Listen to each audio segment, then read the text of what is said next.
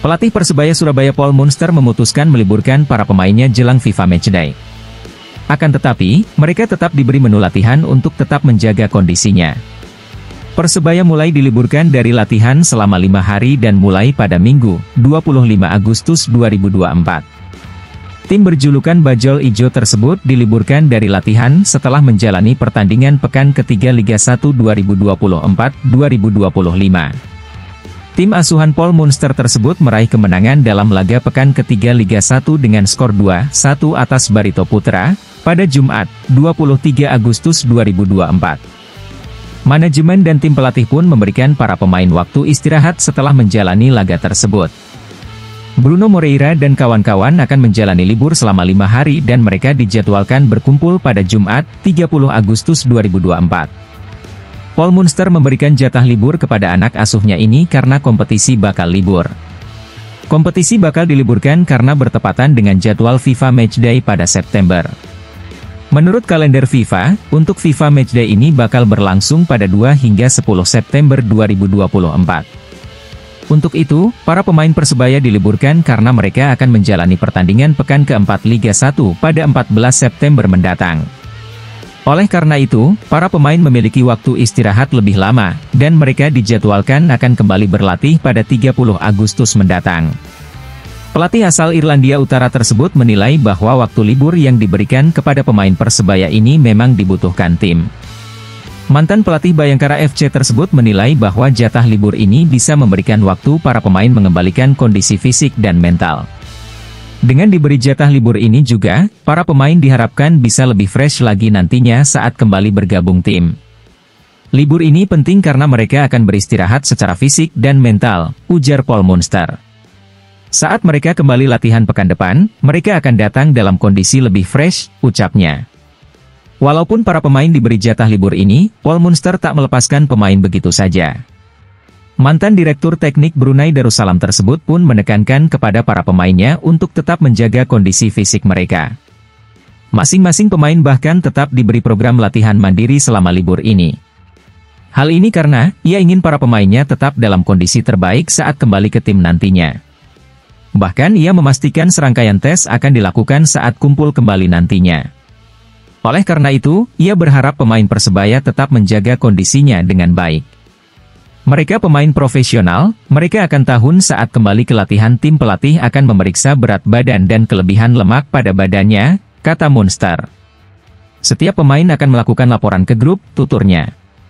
Sekedar informasi, Persebaya akan menghadapi laga pekan keempat Liga 1 melawan Persita Tangerang di Stadion Kapten Iwayan Dipta, Gianyar, Bali, Sabtu, 14 September 2024.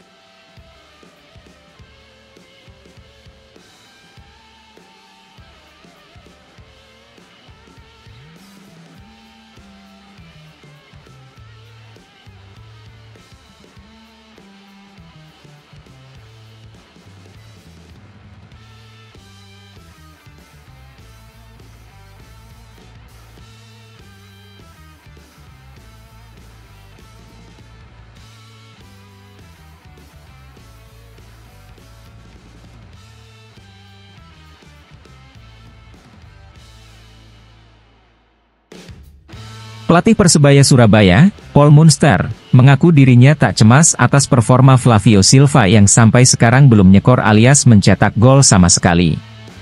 Silva masih mandul dalam 3 laga bersama Persebaya Surabaya di BRI Liga 1 2024-2025. Total, dia membukukan 12 tembakan dalam jumlah pertandingan tersebut.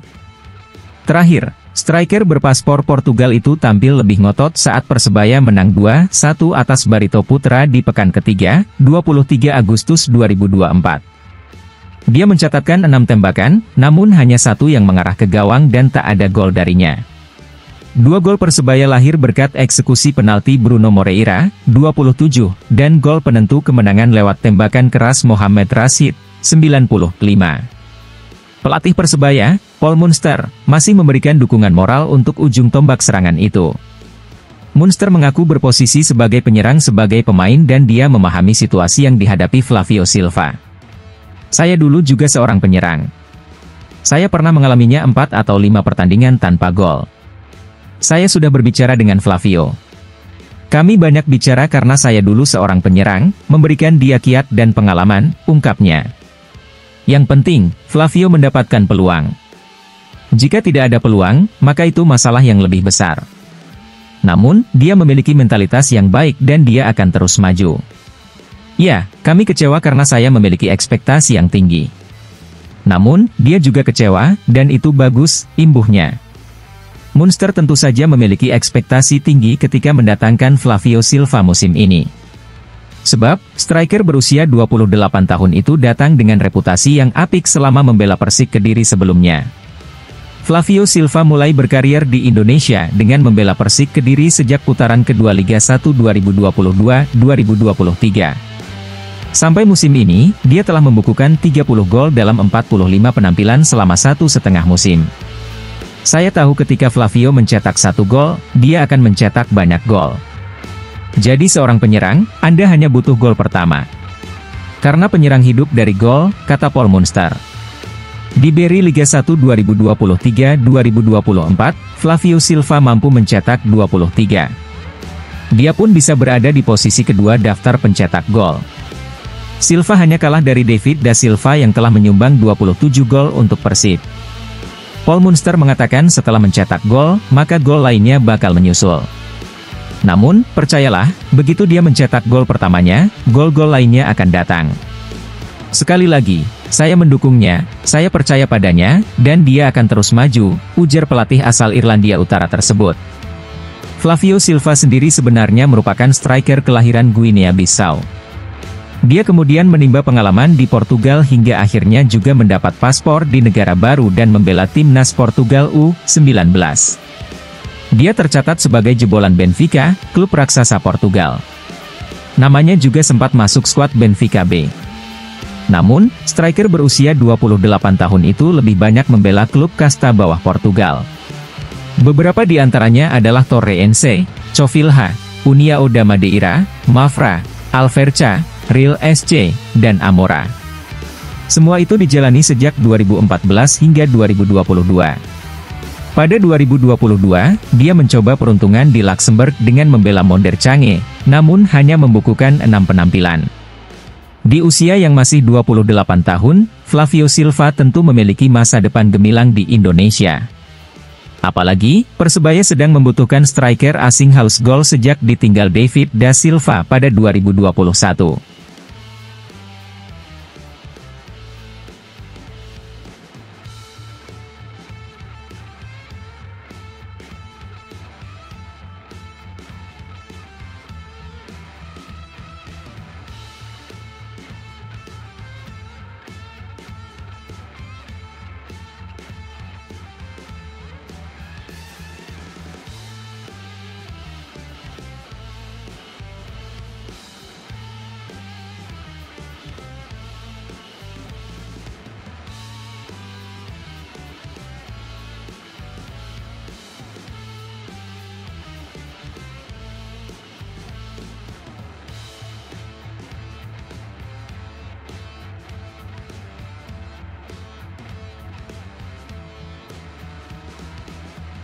Persebaya Surabaya kembali meraih kemenangan penting dalam lanjutan Liga 1 Indonesia 2024-2025. Green Force berhasil menekuk Barito Putra dengan skor 2-1 di Stadion Gelora Bung Tomo, sebuah kemenangan yang disambut sukacita oleh bonek.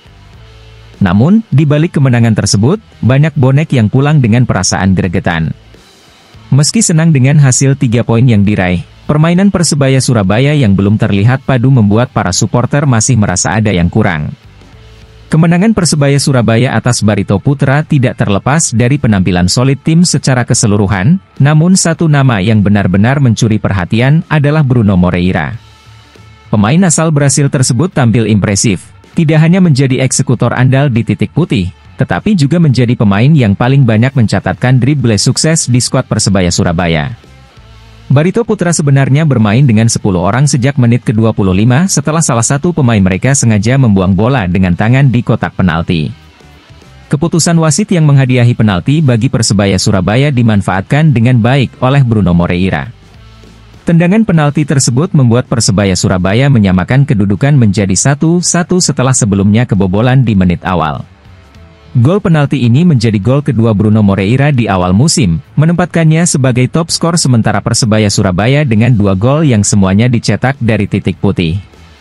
Meski unggul jumlah pemain, Persebaya Surabaya tetap mengalami kesulitan menembus pertahanan Barito Putra yang menerapkan strategi parkir bus setelah insiden kartu merah. Barito Putra yang diasuh oleh Rahmat Darmawan langsung memasang taktik low block, menumpuk pemain di belakang dan memaksa Persebaya Surabaya untuk terus mendominasi permainan dengan 61% penguasaan bola. Green Force berhasil melepaskan 21 tembakan, dengan 7 diantaranya tepat sasaran, namun hanya 2 yang berujung gol. Salah satu penyebab sulitnya mencetak gol lebih banyak adalah penampilan gemilang kiper Barito Putra, Satria Tama, yang beberapa kali menggagalkan peluang emas Persebaya Surabaya. Bruno Moreira kembali menjadi sorotan di laga ini, tidak hanya karena kontribusinya melalui penalti, tetapi juga karena kepiawaiannya dalam menggiring bola. Berdasarkan data SofaScore, Bruno mencatatkan rata-rata 4,5 dribble sukses per pertandingan dengan tingkat kesuksesan mencapai 90%. Catatan ini menjadikannya sebagai pemain dengan dribble sukses tertinggi di Persebaya Surabaya.